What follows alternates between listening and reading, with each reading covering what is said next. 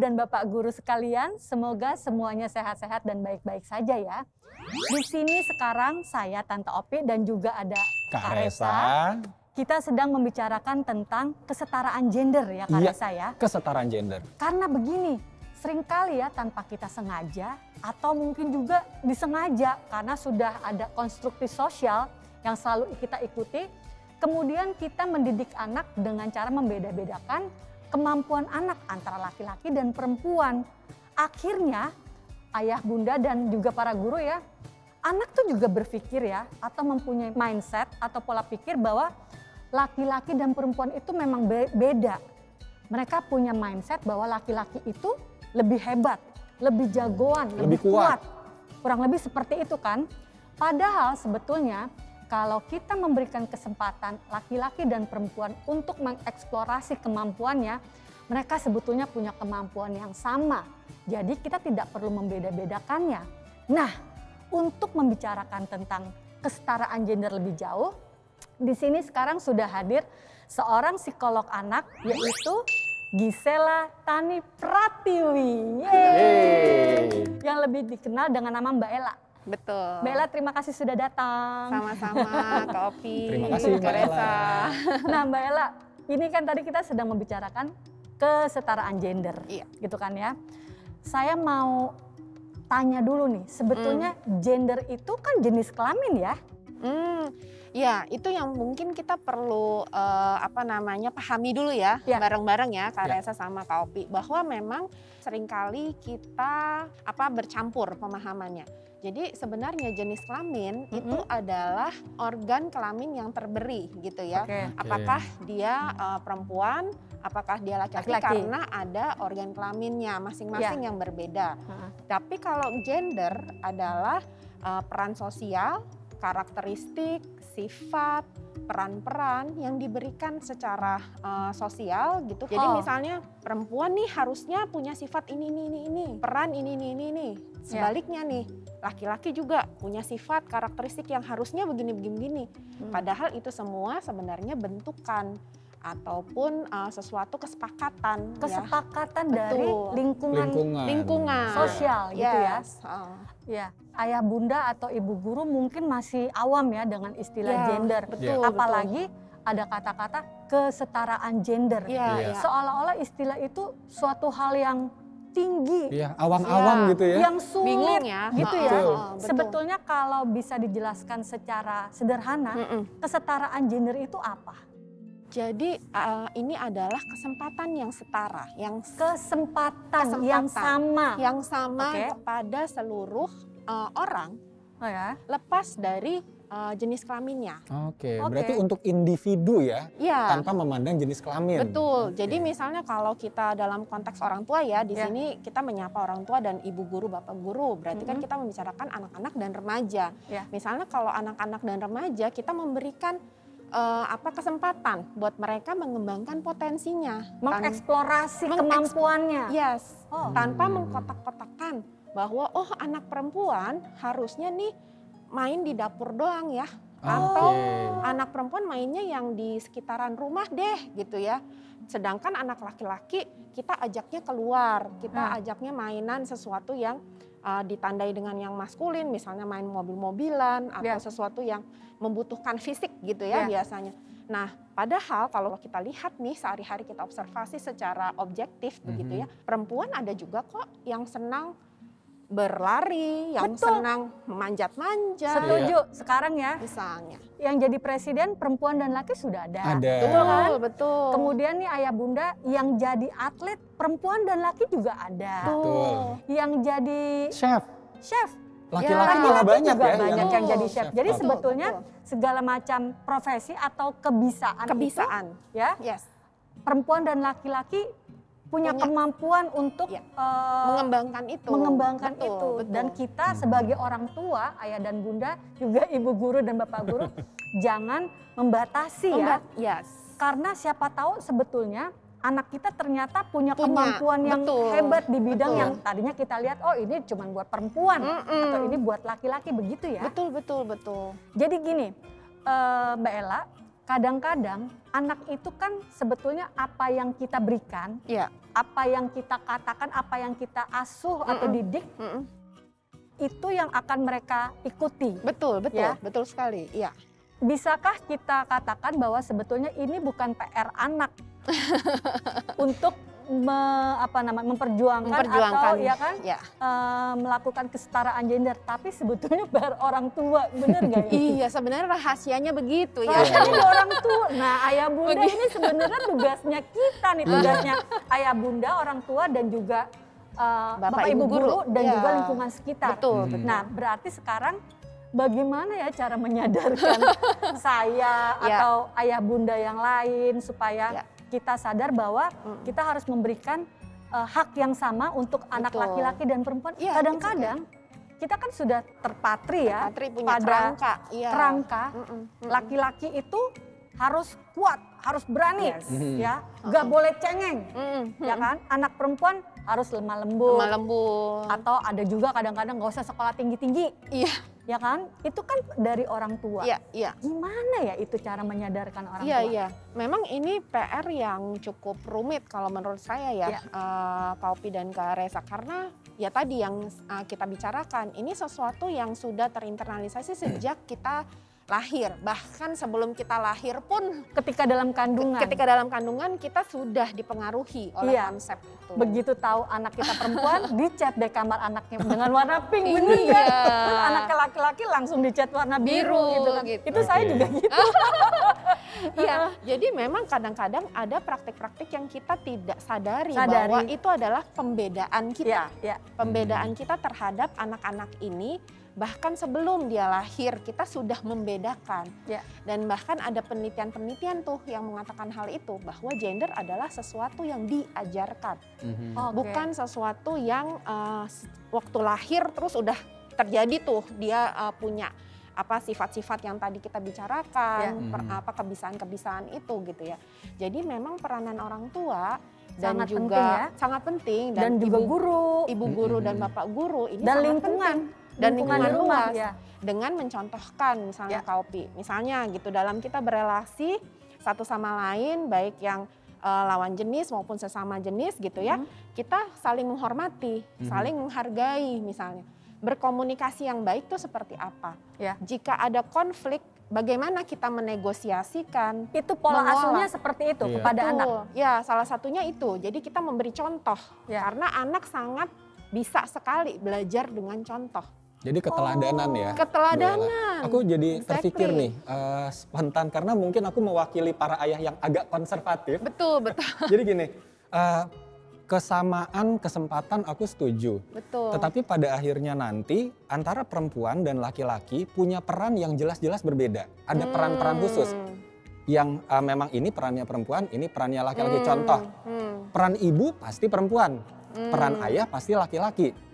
Gimana caranya kita mendidik anak dengan pola asuh yang tepat sehingga punya kesempatan yang sama, tetapi dia tidak lari dari perannya sebagai perempuan dan sebagai laki-laki. Itu gimana tuh? Nah, itu ya, ketika dalam rumah tangga selalu ada pembagian peran. Tapi kemudian yang perlu kita kritisi, jangan sampai peran tersebut hanya dibebankan pada salah satu pihak saja. Misalnya kalau yang sering saya tangkap gitu ya, yang secara tradisional, kalau rumah tangga ini ibu yang harus taking care rumah tangga, mulai dari dapur, mulai dari masak, mulai dari mengasuh anak, itu semua dibebankan kepada ibu. Kemudian ayah sebaliknya gitu kan, dia mencari nafkah dan mungkin ya kalaupun terlibat dengan pekerjaan rumah tangga yang berfungsi fisik itu tadi ya, misalnya gitu ya. Tapi kemudian kita perlu tahu apakah dalam pembagian ini sudah setara, seimbang atau belum. Kuncinya adalah keseimbangan dan setara dan berkomunikasi. Patokannya apa tuh seimbangnya peran ayah dan ibu? Nah, kita perlu tahu nih masing-masing dengan pasangan kita gitu ya, ayah dan ibu, dari ayah ke ibu ataupun ibu ke ayah. Perlu tadi ada komunikasi yang setara. Komunikasi ya kuncinya ya. Jadi misalnya ketika si ibu atau si ayah berkata, mestinya aku melakukan tugas X, tapi tampaknya aku tidak bisa karena ada alasan bla bla bla misalnya. Apakah dia sedang lelah, apakah tiba-tiba ada pekerjaan lain yang mengambil waktu dan energinya dia sehingga dia harus sedikit minta bantuan gitu ya. Aku nggak bisa nih melakukan ini sendiri, atau lagi nggak bisa. Nah ini gimana ya? Nah ketika diskusi seperti itu ada dan mendapat timbal balik ya, mendapat timbal balik komunikasi, kesepakatan yang setara, yang di mana keduanya punya kesempatan berpendapat, di mana keduanya bisa mencari solusi yang sama-sama nyaman, seimbang. Nah disitulah bisa dikatakan bahwa oh ini sudah ada contoh atau usaha untuk menuju kesetaraan tersebut. Jadi Mbak Ella, ketika kita mendidik anak atau mempunyai pola asuh tentang kesetaraan gender, itu bisa dilakukan dengan memberikan contoh ya dalam kehidupan sehari-hari ya. Tadi bagaimana peran ayah dan ibu, kemudian cara berkomunikasi. Nah, kalau yang realnya seperti apa ya? Soalnya ibu-ibu kayak saya ingin contoh yang real. Iya betul. Biasanya kita lebih memahami memang dengan contoh ya. Misalnya gitu, kalau tadi contohnya dengan komunikasi ya, antar ayah dan ibu, bahwa ada ruang untuk ngobrol bareng dan saling mendengarkan gitu ya. Kemudian yang saya pengen tambahin juga yang paling penting adalah orang tua juga memberikan kebebasan kepada anak untuk memilih jenis mainan misalnya. Mainan? Betul. Mainan. Untuk memilih juga kesukaan dia atau cita-cita. Kalau anak-anak yang dari sejak kecil kan biasanya mereka juga punya angan-angan ya, punya angan-angan. Nah itu biasanya mereka akan sebenarnya sangat bebas tuh mereka itu. Tapi kadang-kadang kita yang mengkotak-kotakan, udah nak jangan itu kan yang pantasnya anak laki-laki kepada anak perempuan atau sebaliknya gitu ya. Padahal masing-masing yang tadi kita bicarakan, semua anak ketika dia lahir sebenarnya dia punya potensi yang tidak mengenal pengkotak-kotakan gender tadi, tidak mengenal pengkotak-kotakan, oh yang ini buat perempuan, yang ini buat laki-laki. Sebenarnya tidak ada seperti itu, karena dari banyak penelitian juga menunjukkan bahwa sebenarnya potensi atau kebisaan dari masing-masing anak lepas dari jenis kelaminnya itu punya kesempatan yang sama. Jadi kebisaan atau kemampuan itu sebetulnya lepas dari jenis kelamin. Jadi ayah bunda dan ibu guru kita berikan kebebasan anak untuk mengeksplorasi kemampuannya sehingga bisa maksimal, begitu ya. Jangan membatas-batasi. Nah, Mbak Ella, kadang-kadang banyak orang tua yang khawatir nih ya. Tadi kan bicara soal mainan nih ya. Betul. Khawatir karena dari kecil misalnya anaknya suka main yang berbeda, maksudnya gini, suka main yang kebanyakan itu dimainkan oleh perempuan, misalnya boneka gitu ya. Atau juga orang tua suka bilang ke anaknya gitu ya, kamu anak laki-laki kok cengeng banget sih, gak boleh menangis gitu kan. Itu kan kekhawatiran orang tua. Apakah ini suatu hal yang wajar? Gimana nih ayah bunda di rumah juga mau tahu ya kan? Takut gitu loh anaknya nanti jadi tidak maskulin yang laki-laki gitu kan. Betul. Nah ini kita perlu pahami ketika anak kecil, biasanya kan kita dengarkan komentar-komentar itu biasanya anak 6-5 tahun ke bawah begitu ya, dikomentari seperti itu. Di masa-masa itu sebenarnya kan masa-masa dia mengenal emosi juga. Jadi emosi apapun termasuk menangis karena dia sedih itu salah satu emosi yang mendasar. Emosi yang perlu kita ekspresikan ya? Kita perlu ekspresikan, kita validasi, istilahnya kita akui. Karena emosi itu bagian dari perkembangannya anak, yang pertama. Terus yang kedua, kalau dia memilih mainan yang berbeda dari anak-anak seusianya atau dari teman-teman sesama laki-laki atau sesama perempuan, mungkin kita perlu melihat bahwa anak saya punya karakteristik yang beda nih. Jadi artinya kita perlu melihat ini sebagai suatu keunikan. Bukan langsung dijustifikasi, bukan langsung dicap-cap jelek gitu. Dijudge gitu ya. Dijudge gitu ya. Dan juga kayak misalnya tadi contohnya anak laki-laki dia mainnya boneka. Kalau kita ingin bernalar agak jauh, nanti mungkin ketika dia dewasa menjadi ayah, dia bisa itu menjadi pengalaman latihan. Karena kan bermain itu dunia anak di mana dia berlatih berbagai macam peran dan belajar sebenarnya dan belajar ketika nanti dia dewasa menjalani peran-peran yang mungkin dia pelajari ketika lagi bermain itu. Jadi kesimpulannya kita tidak boleh langsung mencap gitu ya. Mencap bahwa ini sesuatu yang nggak boleh, jelek dan seterusnya. Nah, dan itu yang perlu kita perhatikan. Ayah bunda ini juga yang paling penting. Kalau anak laki-laki nangis itu juga nggak apa-apa. Itu kan bagian dari emosi ya. Dan emosi itu bagian daripada kita setiap manusia. Jadi itu suatu hal yang wajar ya. Jangan anaknya laki-laki nangis langsung Iya. kasihan. Karena kasihan nanti dia memendam. Nah, kalau secara psikologis ayah ibu dan bapak ibu guru, ketika kita memendam emosi dan itu terus terakumulasi. Ya, kayak kita ngisi air di dalam suatu ember, kan ember punya kapasitas batasan ya. Batasan. Ketika kita isi terus lama-lama dia luber. Ya. Kemudian ini akan jadi bom waktu ya. Jadi bom waktu. Masalahnya kalau air kita bisa tutup kerannya selesai. Kita bisa hentikan si lubernya. Sedangkan kalau emosi ini ketika kita tidak terbiasa mengenali, memberikan kesempatan anak-anak untuk mengeluarkan emosinya dan mengidentifikasi, oh ini rasa sedihku kayak begini ya. Oh rasa takutku kayak begini ya. Lalu dia akan tidak terbiasa untuk tahu dan tidak terbiasa untuk mengelolanya. Begitu. Mengelola emosi. Nah, sekarang gimana ya caranya kita mengajarkan kepada anak-anak ya, agar juga anak kita juga mau melakukan atau menghormati kesetaraan gender dengan teman-temannya. Ini kan juga PR lagi ya. Betul. PR yang lain. Betul. Supaya nanti dengan teman-teman yang perempuan dan laki-laki saling menghormati, saling menghargai gitu kan ya. Penting sekali. Itu gimana itu caranya PR ya? Nah ini selain tadi kita bicara contoh antara ayah dan ibu dalam keluarga ya? Di dalam keluarga kan Indonesia, di dalam keluarga Indonesia biasanya kan kita punya banyak sekali anggota keluarga ya, selain keluarga inti. Nah itu kita juga bisa mencontohkan dari situ. Ketika kita berbicara dengan lawan jenis kita, baik itu pasangan kita maupun misalnya katakan di rumah ada asisten rumah tangga, katakan di rumah ada anggota keluarga lain dengan berbagai macam jenis kelamin, di situ juga anak sudah mulai melihat bagaimana kita memperlakukan anak.